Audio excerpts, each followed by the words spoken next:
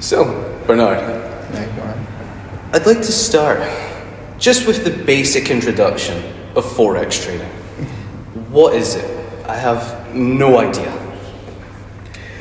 Okay, man. So, first off, let me start with the Forex. Then I'll add a trading aspect to it. Forex is an abbreviation for foreign exchange. Forex trading has to do with the buying and selling of two currencies. Basically, that's it. Now, let me break it down with an example, okay? Supposing you are going to Canada for either business or pleasure, okay? Always pleasure. Always pleasure. So let's do away with the business. You will not need your pounds over there. What you need is the Canadian dollar. What you might do is you go to the bank and then you exchange your pound for Canadian dollar. When you go to the bank, this is what happens in there. But you as an ordinary person, you might not take notice of it. What the bank does is they will sell the Canadian dollars to you, and then simultaneously you also sell your pounds to them. The bank will buy your pounds and then they will sell you Canadian dollar. Yeah. So there has been a buying and a selling of two currencies. So you've done forex trading. Almost every time I've been on holiday. So you're a forex trader, right? But you don't call yourself a forex trader. No, I do not do it often enough, I imagine. Exactly. So see, once at a point in everybody's life, everybody's a forex trader, but we don't claim or we don't call ourselves forex traders. Yeah.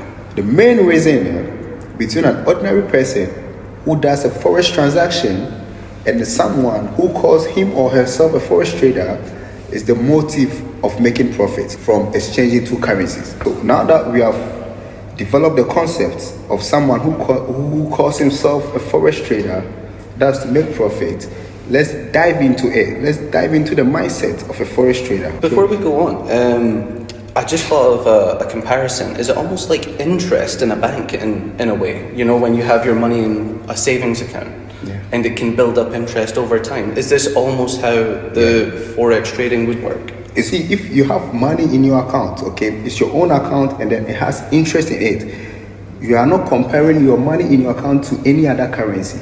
So you've not pegged it against any other currency. I don't know if you understand what I'm saying. That makes sense. That makes sense. I just I had to clarify. Just maybe there would be some others thinking like me. There's been no trading taking place. No trading Completely fair. Yeah. Completely fair. I'm from Ghana, so I'm going to base my examples on Ghana. Of course, please. So £1 is equivalent to 16.60. Forex traders trade after the point. So you see, as I'm talking about 16.60, they trade after the point 60. Okay. So it would be like if it went to a 16.8, all of a sudden they would sell. Yeah. And then the same way with the major currencies, okay? After the point, we call it pips.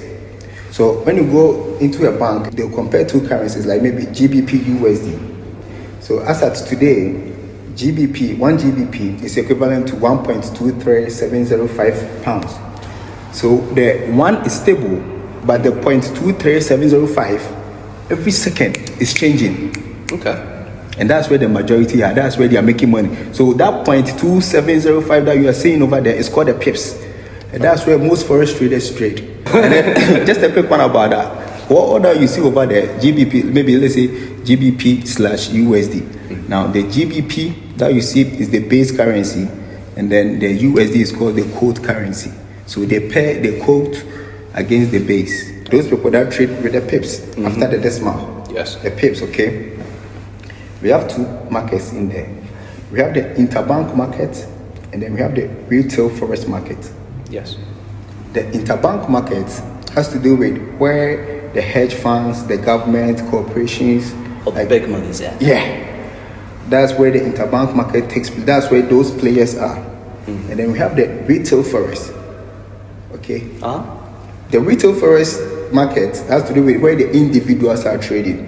Now, where the individuals are trading, they can't trade where the governments are trading. So maybe a hedge fund will say that, okay, let me gather the individuals' money and then I will trade on their behalf in the interbank market.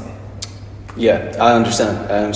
The retail forex market is not the real forex market. Most people call themselves forex traders, but they are not trading in the real market. Yeah. The reason why they are not trading in the real market is the hedge funds or the brokers, they make them know that they are taking their money and then they will trade it in the interbank market for them. The same reason the brokers knows that the individual in the long run is going to lose money. So they are not going to use their body to trade in the real market. They will bet on them that in the long run they will lose money. So the money stays there. Yeah, it's separate. But they do in the long run after maybe knowing that, okay, you've been winning for a couple of months. Oh, okay, so your suggestions are good. So maybe we will think about you and then take your money to the real market. But it barely happens. 90% of people lose money. So just the 10%. Or maybe they say maybe the 10%, everybody is buying GBP USD. Okay, then that means GBP USD is going to be bought. Okay, so they will take the money in there. But the majority of people trade among themselves. You are buying here in UK, maybe somebody is also in Ghana who is selling the same currency pair. So they will pay you two together. Okay, yes. So in the retail forex market, your competitor is the other forex trader. So in a way, some people even call it betting because they don't even understand what they are doing. The chance and the probabilities. Do you understand? Yeah. I'm almost thinking that it's almost as if you're saying that the retail forex market. Yeah. Retail forex market. It's almost as if they're auditioning for the real market. You know, exactly. It's how it's sounding to me. You know, it's like they're playing with monopoly money to see if they can make it into the big leagues. And then they're just seeing, they're not understanding. One of the funny things I've been seeing online is they will even invite you. They will even tell you to invite a friend, and then you make money out of it. Nobody will dash you money, man. No, nobody. Because they know that the person that you're inviting will lose money in the long run. Yeah. So out of the money that you will lose, okay, so let's just give you a fraction of it because we know we get it from your friend. So if you love your brother or your friend, relax, don't invite him yet. Make sure you know what you're doing, then invite him, yeah? Build up a good portfolio first. Yeah. For yourself, and then you know what you're teaching him, yeah? That sounds totally reasonable. You know, a very smart way to do things. Yeah, so forex trading, basically that's it.